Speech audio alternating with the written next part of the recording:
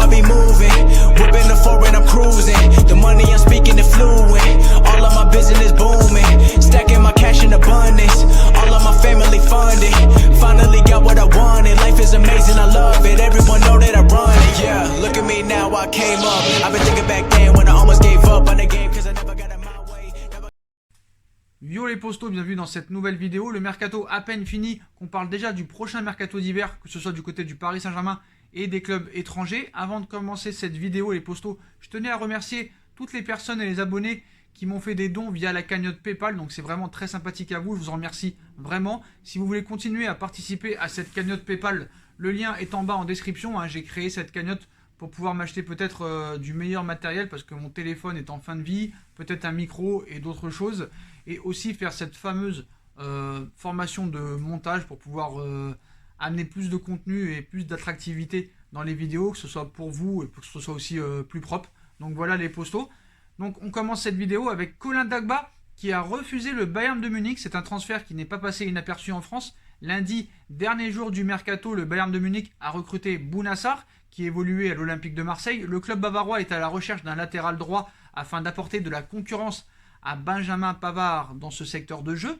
Mais à en croire RMC Sport, Colin Dagba a été sollicité par les champions d'Europe en titre. En effet, le joueur du PSG et son représentant ont été en contact avec le Bayern de Munich pour un transfert pendant cette fenêtre estivale. Finalement, Dagba a préféré ne pas aller plus loin dans les discussions avec le club allemand car il souhaitait poursuivre sa progression à Paris. Sous contrat jusqu'en 2024 avec le club de la capitale, Dagba est un pur produit du centre de formation donc et conduit. Le Bayern de Munich s'est donc penché sur Bouna Sarr. Bon voilà, mon Colin Dagba il prouve que c'est un vrai titi parisien, hein, contrairement à Tanguy Kouassi, parce que je pense que Colin Dagba pourra avoir plus de temps de jeu au Paris Saint-Germain, mais vous le savez, hein, je ne suis pas un très grand fan de Colin Dagba.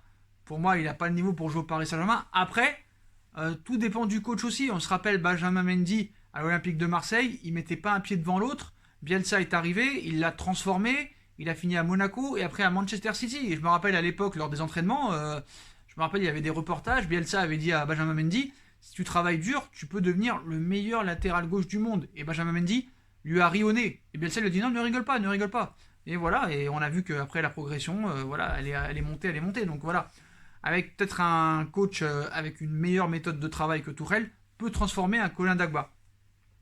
On passe à Christian Eriksen. Le PSG a tenté Christian Eriksen lors de ce mercato d'été, arrivé l'hiver dernier du côté de l'Inter de Milan en provenance de Tottenham pour la somme de 27 millions d'euros. L'international danois Christian Eriksen connaît une acclimatation difficile en Italie, alternant entre les titularisations et les entrées en jeu. Le milieu offensif formé à l'Ajax a encore du mal à s'insérer dans le logiciel et la technique d'Antonio Conte, si bien qu'un départ a été déjà évoqué depuis plusieurs mois. Finalement, il est resté.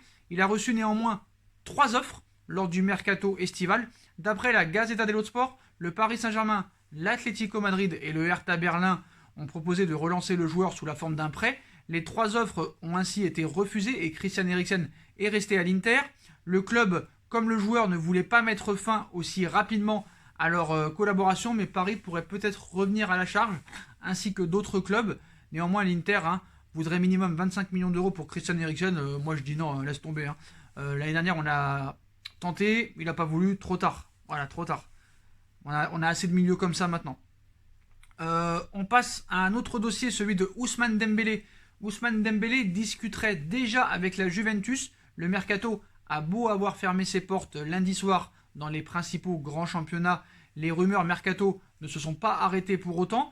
Et à Barcelone, elles concernent toujours Ousmane Dembélé, qui était notamment convoité par Manchester United dans les dernières heures de ce marché si particulier. Selon Catalunya Radio, l'ailier tricolore discute déjà avec la Juventus en vue d'un départ l'été prochain ou dans 2 ans au terme de son contrat. Ça serait en partie pour cette raison qu'il a refusé de rejoindre Manchester United ces derniers jours.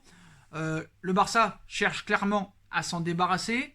Apparemment la Juve chercherait bientôt le successeur de Cristiano Ronaldo si jamais Ronaldo venait à partir cet été, enfin l'été prochain, l'été qui arrive en 2021 ou en 2022 au terme de son contrat. Et on sait que la Juventus s'est aussi intéressée cet été à Sadio Mané. Ils ont pris Federico Chiesa, mais ils aimeraient se renforcer avec Ousmane Dembélé et en faire la relève de Cristiano Ronaldo. Donc voilà, on sait qu'en Italie, Les préparateurs physiques sont plus performants qu'en Espagne, qu'en Ligue 1, donc, ainsi qu'en Angleterre. Donc ça peut peut-être pouvoir relancer Ousmane Dembélé. Après, il faut qu'il fasse attention, hein. On sait pourquoi Sadio Mané aussi a refusé. Les problèmes de racisme en Italie, hein, ne s'arrêtent pas là. Et s'il signe dans 1 an ou 2, peut-être que le Covid se sera arrêté et peut-être que les supporters reviendront dans le stade.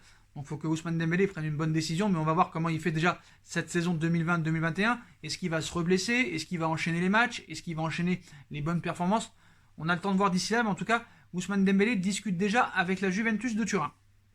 On passe au dossier Kylian Mbappé, les postos. Alors Kylian Mbappé, hein, il pourrait y avoir un transfert légendaire cet été.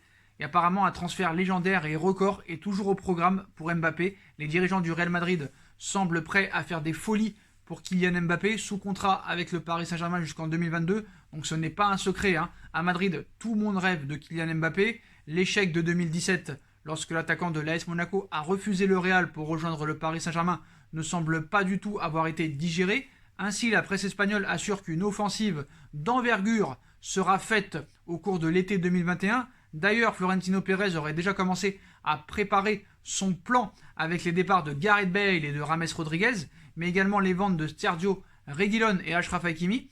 Le Real Madrid voudrait briser le record de Neymar et du Paris Saint-Germain, mais voilà, dégager de la masse salariale et préparer le terrain à Kylian Mbappé ne va pas suffire à forcer le verrou du Paris Saint-Germain, qui a versé 180 millions d'euros à l'AS Monaco pour l'avoir. Ainsi, Manu Sens explique que Florentino Pérez serait prêt à dépenser sans compter.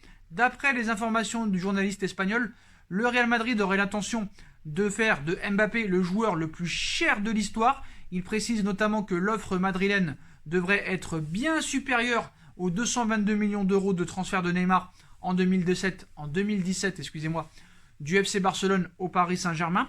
Reste à savoir si Nasser Al-Khelaifi, le prince Al Thani, se laissera convaincre ou si Leonardo réussira à trouver une brèche pour prolonger le contrat de Mbappé. Donc ce qu'il faut savoir, c'est que même si Mbappé prolonge, le Real Madrid fera quand même une offensive.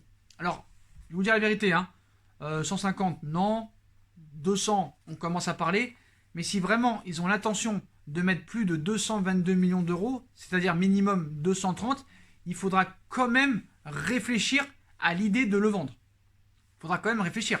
Parce que si le Real propose 230 millions d'euros pour Kylian Mbappé, il va falloir vraiment regarder la saison de Kylian Mbappé cette année. Que ce soit en Ligue des Champions, en Ligue 1 et à l'Euro 2021. Parce que je pense que s'il fait une très très grande Ligue des Champions et un très grand Euro 2021, je pense qu'on va passer vite de 222 millions à peut-être 280 millions d'euros. Je pense que ça risque quand même d'être compliqué du côté du Real Madrid de mettre plus de 222 millions d'euros. Après, c'est sûr qu'ils ont beaucoup vendu cet été. Ils ont dégagé énormément de masse salariale. Je crois que tous les transferts qu'ils ont fait, ça leur a rapporté un peu plus de 130 ou 140 millions d'euros. C'est quand même pas rien. Peut-être qu'il y aura aussi d'éventuelles ventes l'année prochaine. Mais voilà, il y a toujours embouteillage en attaque. Il va falloir aussi penser aux remplaçants de Sergio Ramos qui arrive sur la fin. Peut-être de Luka Modric au milieu de terrain aussi. Donc voilà, se ruiner pour un seul joueur, est-ce vraiment une bonne méthode pour le Real Madrid? J'ai du mal à y croire. En tout cas, d'après ce journaliste espagnol, apparemment, le Real Madrid serait prêt à toutes les folies pour Kylian Mbappé. Mais si je pense que le Real fait une offre supérieure à 222 millions d'euros, il faudra quand même y réfléchir et bien scruter la saison de Kylian Mbappé cette année, pour voir si vraiment ce joueur est indispensable au Paris Saint-Germain. Voilà les postos, voilà, c'était la vidéo un petit peu informatif, vidéo mercato aussi, hein, même si c'est fini, mais ça continue en fait, hein. Le mercato s'arrête jamais en fait, voilà. Donc si vous avez kiffé la vidéo, comme d'habitude, on like, on partage, on commente, on s'abonne, on active la petite cloche pour être tenu au courant des vidéos qui vont sortir, on me rejoint sur mes différents réseaux sociaux, ainsi que sur Paypal, hein. La cagnotte Paypal est toujours disponible en lien en description, ainsi que ma deuxième chaîne YouTube, No Feeling, les postos, n'hésitez pas à aller vous abonner. Voilà, je vous souhaite à tous une bonne continuation, prenez soin de vous et à très vite pour une nouvelle vidéo les postos. Tchuss.